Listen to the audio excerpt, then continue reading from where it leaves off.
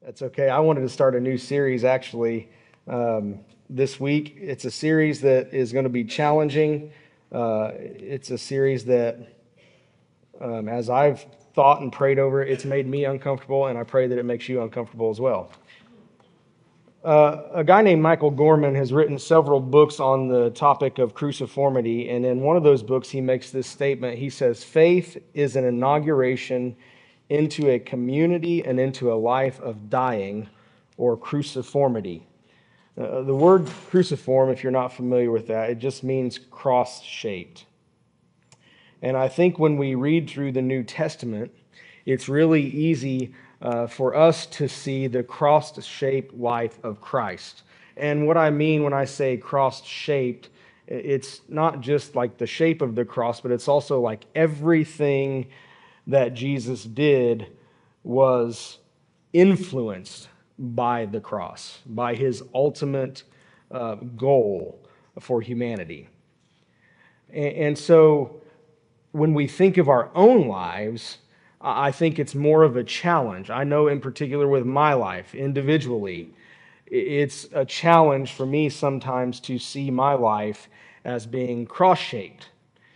And so I think one of the questions that I ask as a leader in the church and as an individual is this what outsiders see when they look at our lives or when they participate in the community of faith?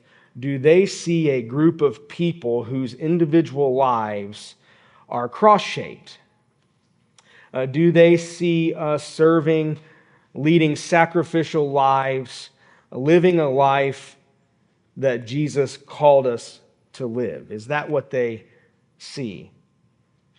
In Matthew chapter 16, verse 24, Jesus said this. This is just after, in both Matthew and Mark's account, this is just after Peter makes that great confession that Jesus is the Messiah, and then he turns right around because Jesus warns his followers, hey, I'm going to go to Jerusalem, and when I get there, I'm going to suffer and I'm going to die. And Peter, the same Peter that's like, oh, you're the Messiah, the Son of God, he's like, no, don't, you can't, you're not going to die.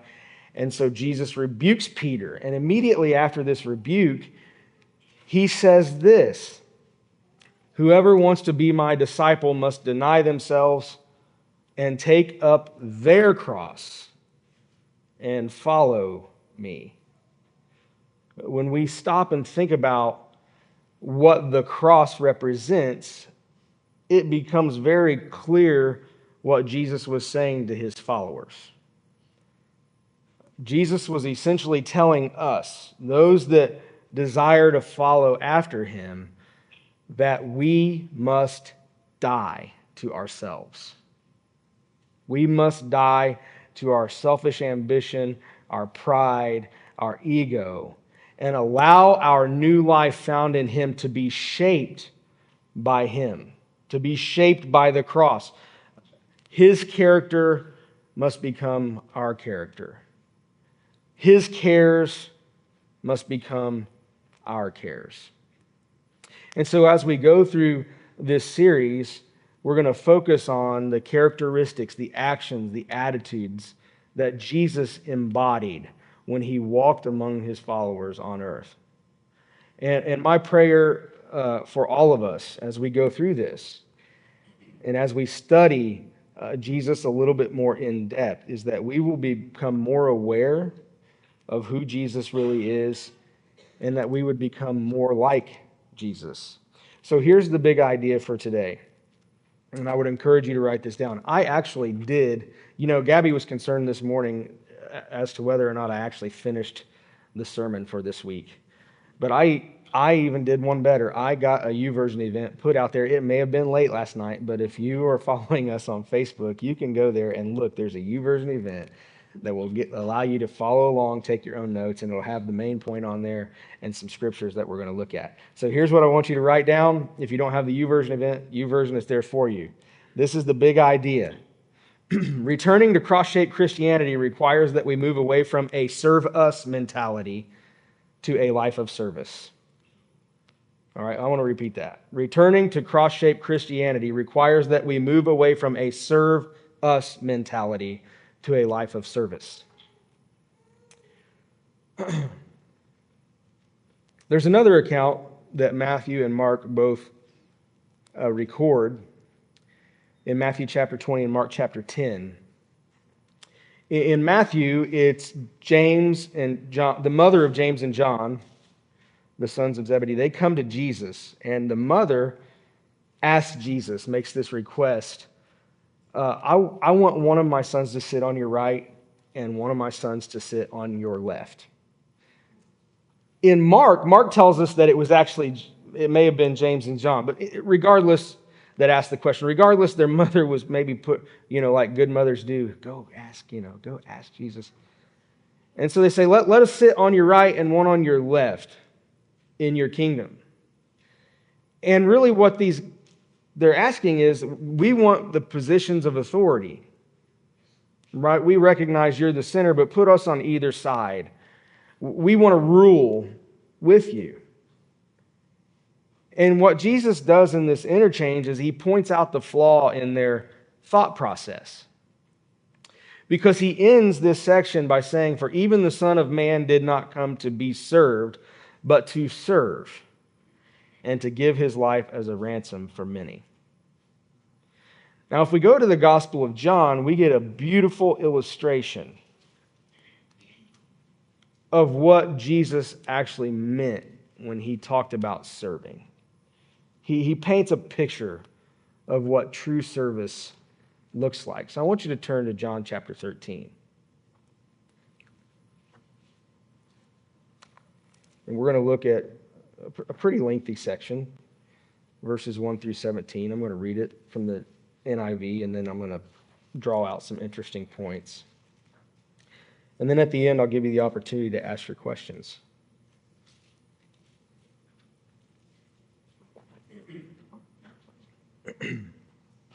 So John recorded it like this. It was just before the Passover festival. So this is now, we're in that setting when Jesus is warning his followers, hey, I'm going to Jerusalem. I'm going to suffer, and I'm eventually going to die. And we're right on the cusp of all of this. It was just before the Passover festival. Jesus knew that the hour had come for him to leave this world and go to the Father. Having loved his own who were in the world, he loved them to the end. The evening meal was in progress, and the devil had already prompted Judas, the son of Simon Iscariot, to betray Jesus. Jesus knew that the Father had put all things under his power, and that he had come from God and was returning to God. So he got up from the meal, took off his outer clothing, and wrapped a towel around his waist. After that, he poured water into a basin and began to wash his disciples' feet, drying them with the towel that was wrapped around him. He came to Simon Peter, who said to him, "Lord, are you going to wash my feet?"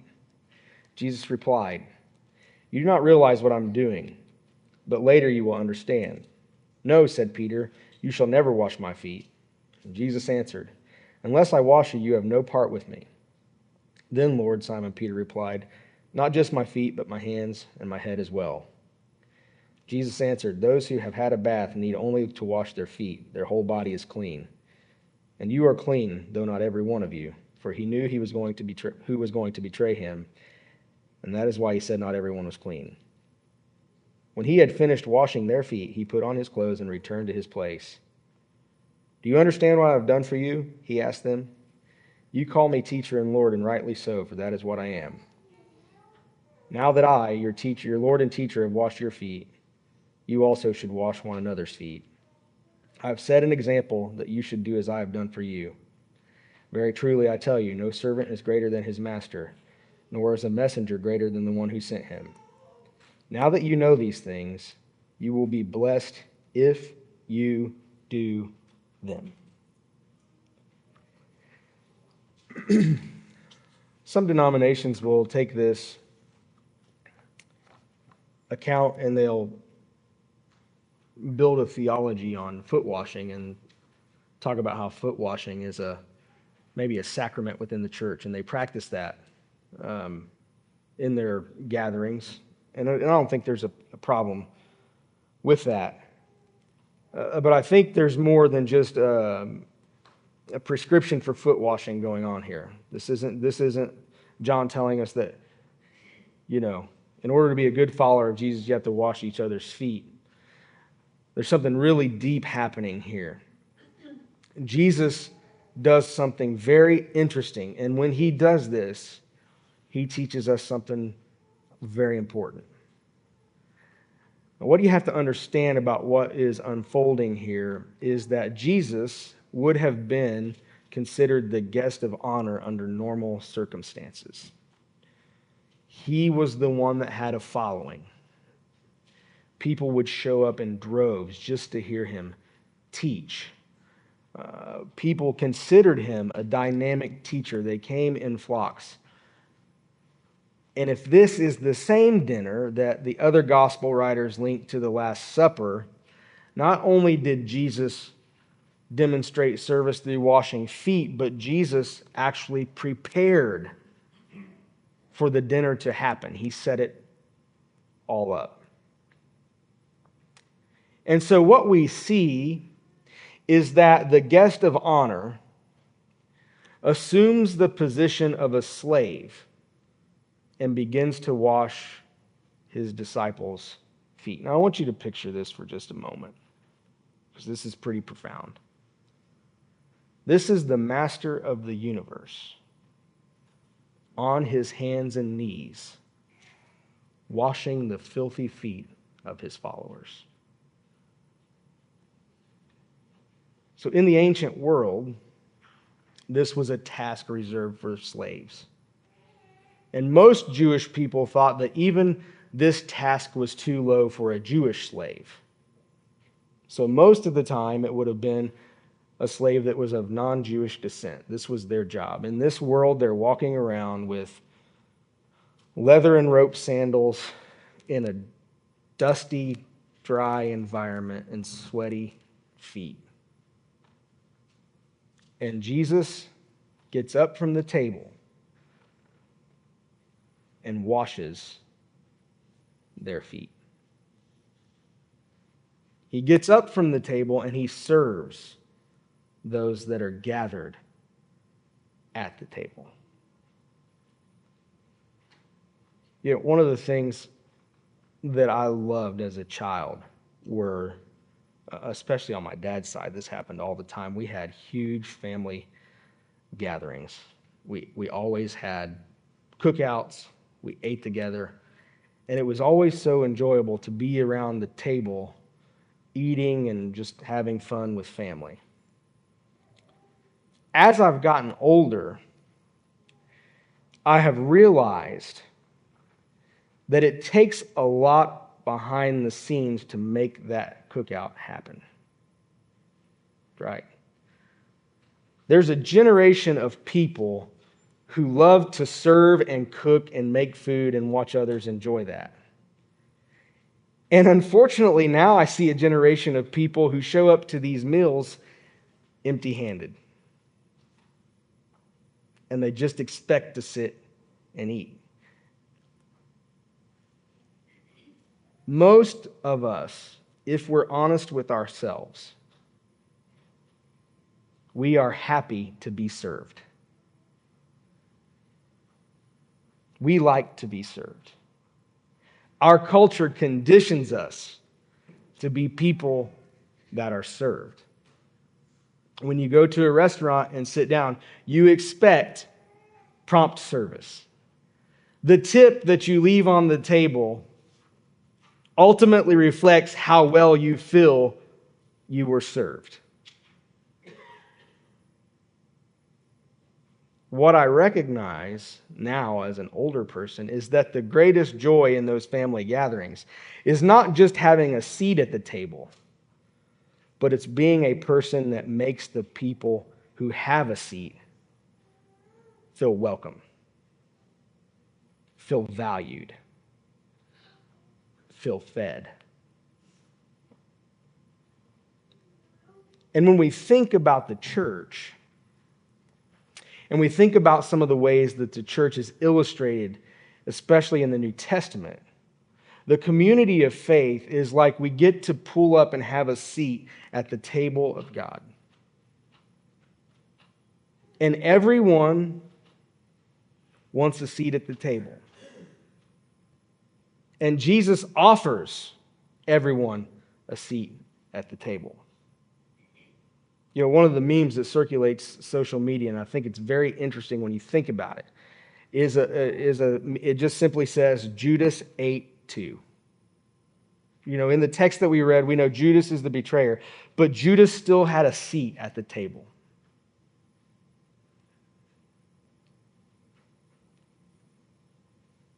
And one of the things that Jesus demonstrates is that while we are invited to sit at the table, the goal is not to stay at the table. Jesus moves from the table to serving the table.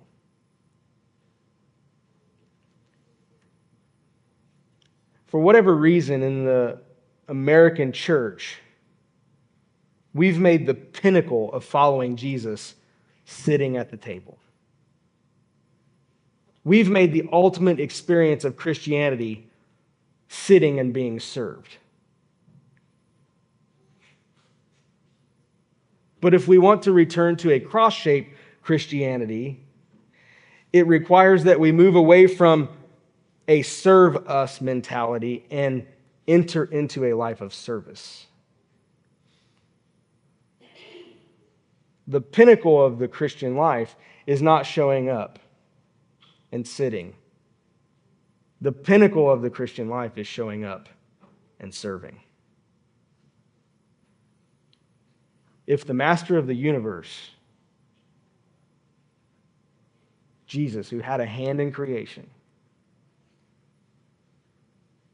is not too high to serve, then none of us should escape serving.